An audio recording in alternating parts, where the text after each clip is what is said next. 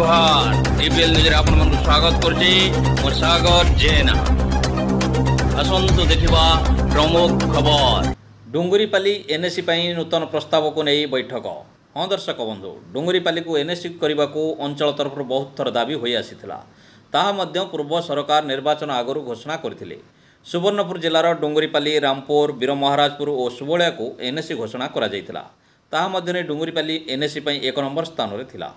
एपरिक राज्यपाल पाखक फाइल जाई शेष पर्यायर पहुंची किंतु वर्तमान नूतन भाव एनएसी पई आवेदन करने को सुवर्णपुर जिलापाल पाखर डुंगरीपाली सरपंच निकट को एक पत्र आसी नहीं आज डुंगरीपाली सरपंच चित्तरंजन मिश्र सभापति एक बैठक पुराणा करतमिल अनुष्ठित होईछि। पूर्व प्रस्ताव अनुसार डुंगरीपाली पंचायत अंतर्गत गंभारीपाली चिंगेरकंटा चिनाजोरी पंचायतर खुंटपाली समलेचुआ पंचायतर साधपाली को नहीं प्रस्ताव प्रदान करा जायछि। पूर्व प्रस्ताव अनुसार एनएसी घोषणा करा जाबको आज बैठक में सर्वसम्मति क्रमे निष्पत्ति निया जायछि। नूतन भावे आउ कोनोसी प्रस्ताव प्रदान करा जिवो नाही बोली बैठक में उपस्थित समस्ते सहमति प्रकाश करथिले।